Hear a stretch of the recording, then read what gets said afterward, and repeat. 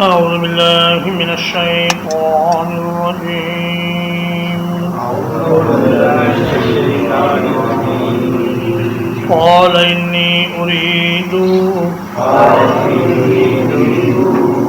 اس بزرگ نے کہا میں چاہتا ہوں ان کے حق یہ کہ تیرے نکاح میں دے دوں احدى ابنتي هاتين اپنی ان دو بیٹیوں میں سے ایک کو علی ان تأجرنی 8 حجج اس شرط پر کہ آپ میری مزدوری کریں 8 برس تک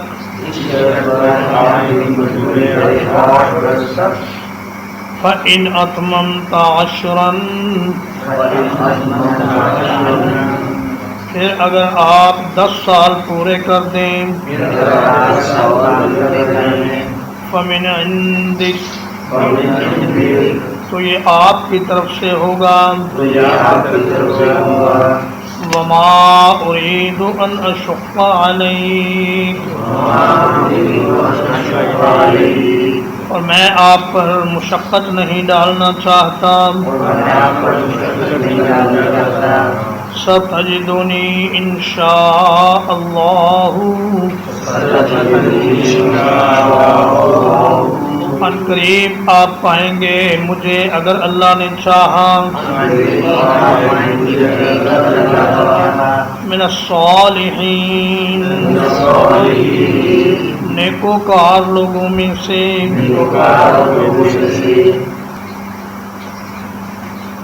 ایک بچی نے موسیٰ علیہ السلام کے بارے میں اپنے والد کو یہ مشورہ دیا کہ ابا جان ان کو آپ اپنے گھر میں ملازم رکھ لیں کیونکہ ہمارا کوئی بھائی نہیں اور ہم لڑکیاں ہیں باہر جا نہیں سکتی آپ بھی بوڑھے ہیں تو گھر میں ایک مرد کی ضرورت ہے تو آپ انہی کو اپنے گھر میں مزدور یا ملازم یا نوکر رکھ لیجئے تو اس بزرگ نے کہا کہ میں آپ کے نکاح میں ان 2 بیٹیوں میں سے ایک دینا چاہتا ہوں جو آپ کو پسند ہو یعنی دونوں میں سے ایک کے نکاح کا اختیار انہوں نے موسیٰ علیہ السلام کو دیا کہ دونوں میں سے جو آپ کہیں گے اس بیٹی کا نکاح میں آپ کے ساتھ کرنے کو تیار ہوں لیکن میری ایک شرط ہے کہ چونکہ میں بوڑھا ہوں گھر میں کوئی آدمی نہیں اور میں چاہتا ہوں کہ آپ اس گھر کے ایک فرد بن کر رہیں اور غیر محرموں میں آپ رہ نہیں سکتے اس لیے آپ اس گھر کے داماد بن جائیں اور اس گھر میں رہنے میں آپ کے لیے بھی آسانی ہوگی اور ہمارے لیے بھی سہولت ہوگی بعض لوگوں نے کہا کہ یہ 8 سال کی مزدوری اس بچی کا حق مہر تھی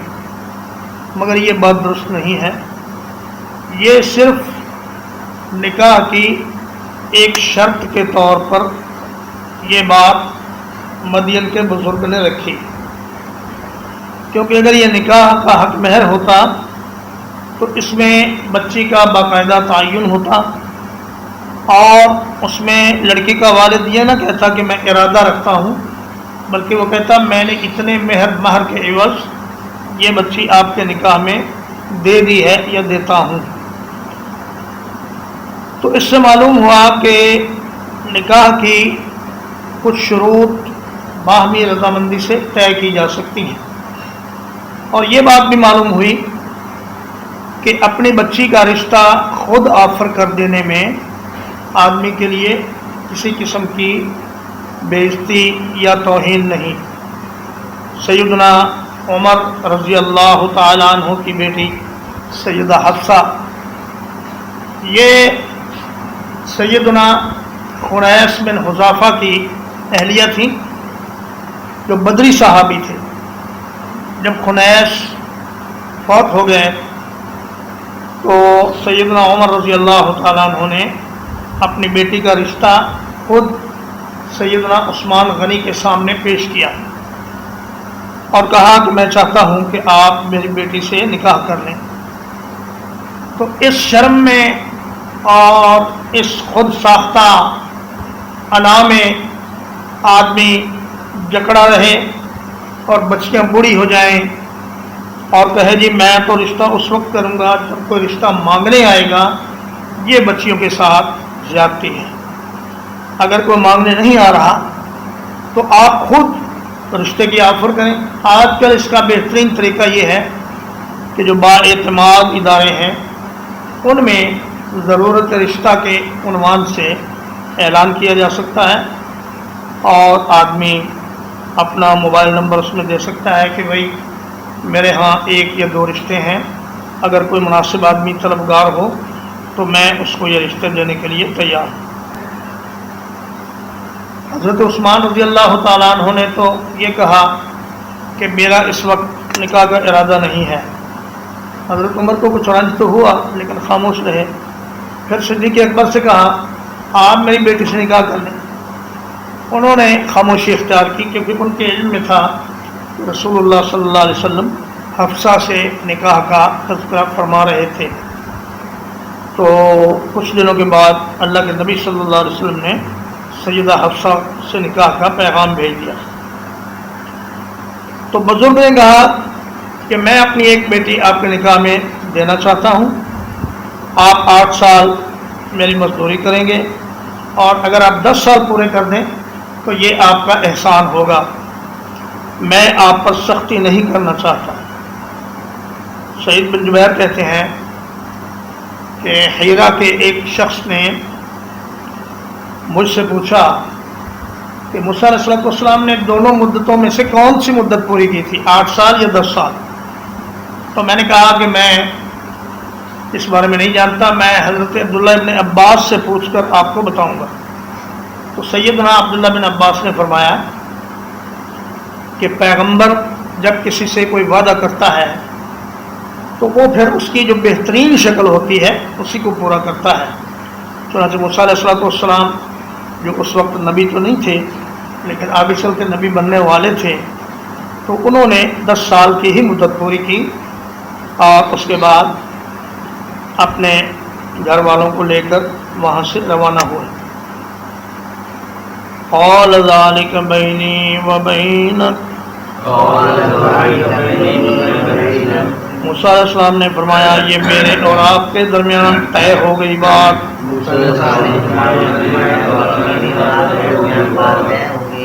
ایم الاجلین قضیت، دونوں مدتوں میں سے جو بھی میں پوری کر دوں، فلا عدوان علی، تو مجھ پر کوئی زیادتی نہیں ہوگی۔ واللہ علی ما نقول وکیل، اور اللہ تعالیٰ جو کچھ ہم کہہ رہے ہیں اس پر نگہبان ہے۔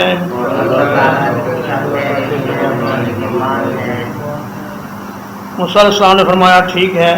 یہ بات میرے اور آپ کے درمیان طے ہو گئی کہ میں دونوں میں سے جو مدت چاہوں گا وہ پوری کروں گا۔ اگر میں 8 سال پوری کر کے چلا جاؤں تو آپ ناراض نہیں ہوں گے، اور جو کچھ ہم نے طے کیا ہے ہم اس پر اللہ کو گواہ بناتے ہیں۔ یہاں پر تلمود وغیرہ نے بڑے گھٹیا الزامات لگائے ہیں مدین کے بزرگ پر اور ان کی بیٹی پر۔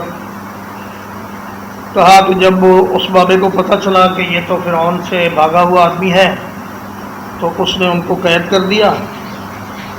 اور ارادہ تھا کہ بھئی میں اس کو فرعون کے حوالے کر کے انعام حاصل کروں گا۔ تو وہ جو لڑکی تھی صفورہ جو پہلی دفعہ موسیٰ علیہ السلام کو جا کر بلا کر لائی تھی،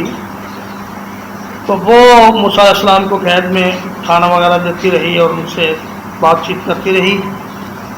تو جب 8 سال گزرے تو اس نے کہا کہ بابا آپ نے ایک آدمی کو بلا وجہ ہی قید میں ڈالا ہوا ہے، اس کو رہا کریں۔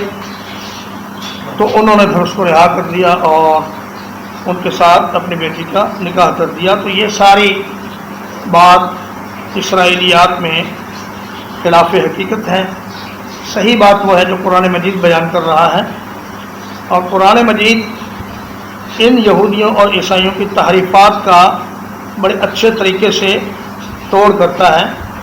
اور ان کا پردہ چاک کرتا ہے۔ فلما قضى موسى الأجل، جب موسیٰ علیہ السلام نے وہ مدت پوری کر لی، وسار بأہلہ، اور اپنے گھر والوں کو لے کر چلے، آنس من جانب الطور نارا، تو انہوں نے طور کی جانب سے آگ دیکھی، قال لأہلہم کثوا، انہوں نے اپنے گھر والوں سے کہا تم ٹھہرو، انی آنست نارا، بلا شبہ میں نے ایک آگ دیکھی ہے، لعلی آتیکم منہا بخبر، شاید کہ میں اس میں سے تمہارے لیے کوئی خبر لے کر آ جاؤں، او جذوۃ من النار، یا آگ کا کوئی انگارہ لے کر آ جاؤں، لعلکم تصطلون، تاکہ تم اس آگ کو تاک سکو۔ موسیٰ علیہ السلام کہاں سے کہاں جا رہے تھے، اس کے بارے میں مفسرین کرام یہ فرماتے ہیں آپ مدین سے مصر جا رہے تھے، جو آپ کا اصل وطن تھا اور جہاں آپ پیدا ہوئے تھے، کیونکہ طور جو ہے یہ اس راستے پر پڑتا ہے جو مدین سے مصر کو جاتا ہے۔ تو موسیٰ علیہ السلام کو یہ خبر ملی کہ جس فرعون کے دور میں وہ وہاں سے نکلے تھے وہ فرعون تو فوت ہو گیا، اب اس کے بعد ایک دوسرے فرعون نے وہاں حکومت سنبھالی ہے۔ تو ان کا خیال تھا کہ میں اپنے والدین سے ملوں، اپنے بہن بھائیوں سے ملوں اور اپنی برادری کے لوگوں سے ملوں، اور ممکن ہے 10 سال کے عرصے میں وہ بات ان کو بھول گئی ہو کہ جو میں نے قتل کیا تھا یا میرے ہاتھ سے جو بندہ قتل ہوا تھا، اب اس پر وہ میرا مواخذہ نہ کرے۔ چنانچہ جب جا رہے تھے تو ایک جانب سے آگ نظر آئی، وہ ایک سرسبز درخت میں آگ جل رہی تھی، لیکن اس سے درخت جل نہیں رہا تھا بلکہ مزید سرسبز اور شاداب لگ رہا تھا۔ تو جب موسیٰ علیہ السلام اس کے قریب گئے، فلما اتاہا نودیا، جب آپ اس آگ کے قریب ہوئے تو پکارے گئے، من شاطئ الوادی الایمن، وادی کے دائیں کنارے سے، فی البقعۃ المبارکۃ، اس برکت والے زمین کے ٹکڑے میں، من الشجرۃ، ایک درخت سے، ان یا موسیٰ، یہ کہ اے موسیٰ، انی انا اللہ رب العالمین، بلا شبہ میں ہی اللہ ہوں جو رب العالمین ہے۔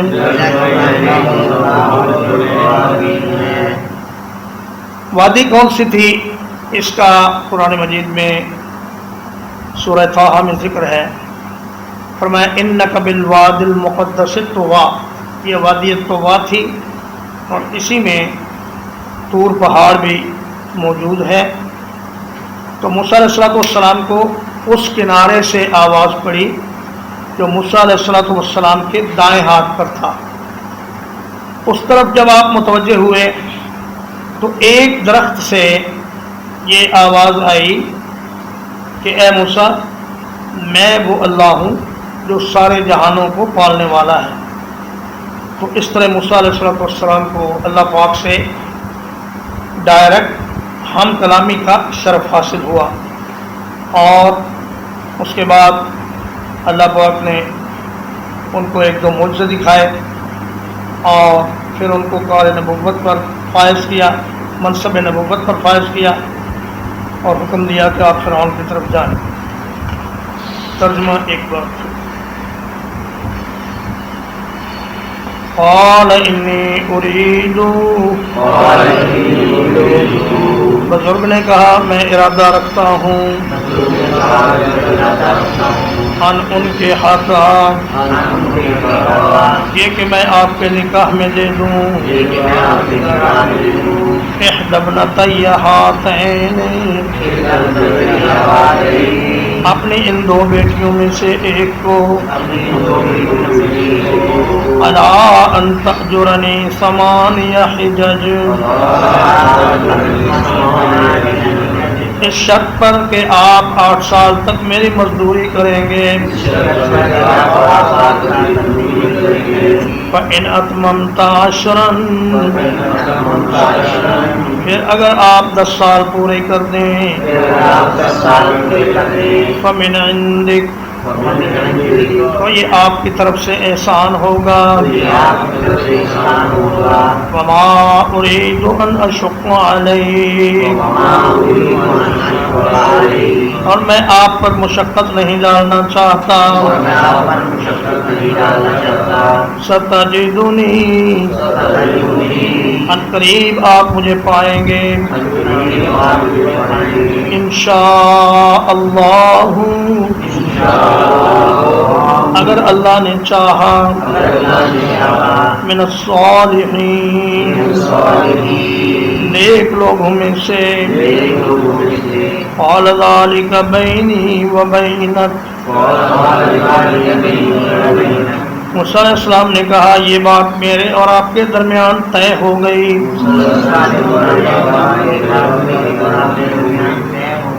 ایم الاجلین قضیت، دونوں میں سے جو مدت بھی میں پوری کر دوں، فلا عدوان علی، تو میرے ساتھ کوئی زیادتی نہیں ہوگی۔ واللہ علی ما نقول وکیل، اور اللہ تعالیٰ جو کچھ ہم کہہ رہے ہیں اس پر گواہ ہے۔ فلما قضى موسى الأجل، پھر جب موسیٰ علیہ السلام نے وہ مدت پوری کر لی، وسار بأہلہ، اور اپنے گھر والوں کو لے کر چلے، آنس من جانب الطور نارا، تو آپ نے طور کی جانب سے ایک آگ دیکھی۔ قال لأہلہم کثوا، اپنے گھر والوں سے فرمایا تم ٹھہرو، انی آنست نارا، یقیناً میں نے ایک آگ دیکھی ہے، لعلی آتیکم منہا بخبر، ممکن ہے میں اس میں سے آپ کے لیے کوئی خبر لے آؤں، او جذوۃ من النار، یا آگ کا کوئی انگارہ لے آؤں، لعلکم تصطلون، تاکہ تم اسے سینک لو فلما اتاہا پھر جب اس کے پاس آئے نودی من شاطئ الوادی الایمن تو انہیں وادی کے دائیں کنارے سے آواز دی گئی فی البقعۃ المبارکۃ اس برکت والے ٹکڑے میں من الشجرۃ ایک درخت سے این یا موسیٰ یہ کہ اے موسیٰ انی انا اللہ رب العالمین بلا شبہ میں اللہ ہوں جو سارے جہانوں کو پالنے والا ہے صلی اللہ علیہ وسلم محمد وآلہ وصحبہ اجمعین.